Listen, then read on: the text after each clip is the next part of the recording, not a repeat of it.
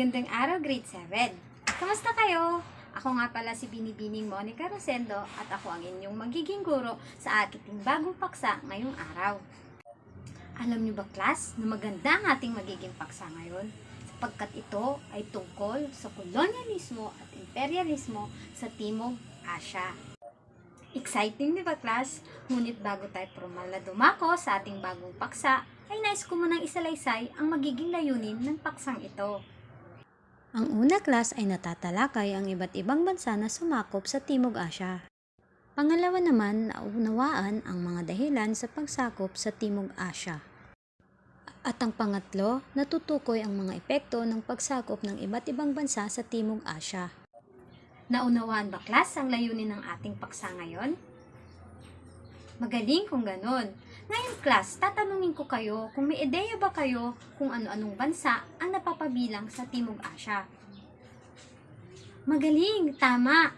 At isa na sa bansang napapabilang sa Timog Asya ay ang bansang India. Alam nyo ba, class, na ang Timog Asya ay mayaman sa natural resources? At ito ang naging pangunahing dahilan kung bakit sinakop ng iba't ibang bansa ang Timog Asya. Class, bago ko formal na talakayin sa inyo ang ating bagong paksa ngayon, nais ko munang bigyang kahulugan ang salitang kolonyalismo at imperialismo. Class, ang imperialismo ay ang mga batas o paraan ng pamamahala kung saan ang malalaki o makakapangyarihang mga bansa ang naghahangad upang palawakin ang kanilang kapangyarihan sa pamamagitan ng pagsakop sa ibang bansa. At ang kolonyalismo naman, class, ay ang sistema kung saan ang isang makapangyarihang bansa ay sinasakop at pinamamahalaan ang ibang teritoryo upang mapalawak ang kanilang kapangyarihan, yaman at impluwensya sa pamamagitan ng pagkontrol ng likas na yaman, kultura at lakas paggawa nito. Sa makatuwid, class, ang imperialismo at kolonyalismo ay ang paraan ng mga makakapangyarihang bansa upang manakop ng isa pang bansa. Ito ay kanilang paraan upang mapaigting at mapalawak ang kanilang teritoryo at kapangyarihan. Naintindihan niyo ba ito, class? Atin nang isa-isahin ang mga bansang sumakop sa Timog Asya. Ang Imperyong Mughal. Ang Imperyong Mughal o ang mga Monggol ay kabilang sa grupong matagal nang may interaksyon sa mga India, ngunit hindi direktang naktatag ng permanenteng teritoryo sa India ang mga Mughal.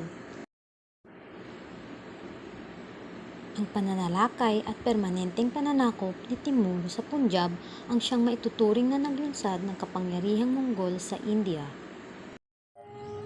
Class, ang pangunahing dahilan ng Imperyong Mughal o ng bansang Mongolia ay upang mapalawig ang kanilang teritoryo.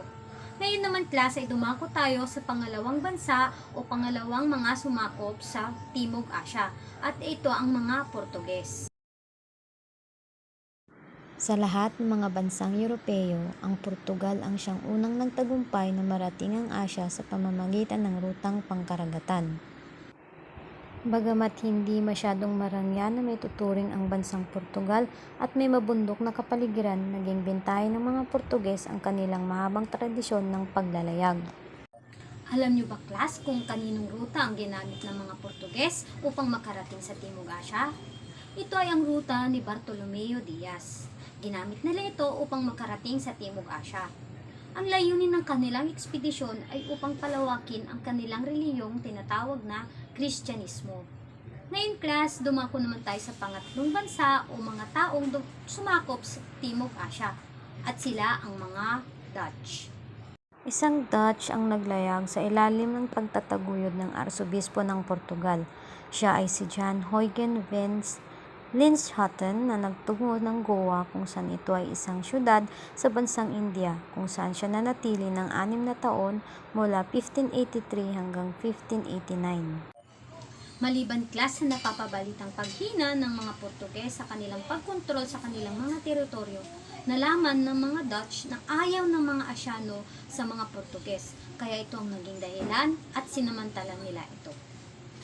Naintindihan ba ito, class? Ngayon, dumako naman tayo sa pang-apat na bansa na sumakop sa Timog Asya. Sila ang mga French. Sumunod dito ang mga French na nagkaroon din ng interes upang sakupin ng India. Itinatag ang French East India Company noong 1664 at nakapagbukas ng tanggapang komersyal ng Pondicherry. Nagtatag din sila ng kanilang pamayanan sa Timog Asya, partikular sa bansang India. Ang naging layunin lang naman ng mga French, bakit nila sinakop ang Timog Asya ay upang magkaroon ng trading system ang mga bansa sa Timog Asya at sa Pransya. Ngayon naman class, dumako tayo sa panglima at huling bansa na sumakop sa Timog Asya. At ito ang mga British. Sa mga nasabing labanan, tinalo ng Britanya ang France. Ngunit ang maituturing na pinakamalaking oportunidad para sa mga British ay ang kanilang tagumpay sa labanan sa Plassey. So, ang tanging dahilan ng class kung bakit nakarating ang mga Briton o ang mga British sa Timog Asya ay dahil lamang natalo nila ang bansang France. Natalo ng mga British ang mga French, kung kaya't nakuha din nila ang teritoryo na pagmamayari ng mga French. At isa na rito ang Timog Asya. Ngayon class, naintindihan na ba ang ating paksa ngayong araw? At nalaman nyo na ba ang iba't ibang bansa na sumakop sa Timog Asya? Maraming naging epekto ang pananakop ng iba't ibang bansa sa Timog Asya. Isa na rito ang pagkakaroon ng ibang lahi, iba't ibang lingwahe, iba't ibang relihiyon, at iba't ibang paniniwala. Kaya class, binansagan ang bansang India o ang Timog Asya ng the most diverse country in the world. Naintindihan niyo ba class? At class, dyan na nagtatapos ang ating paksa ngayong araw.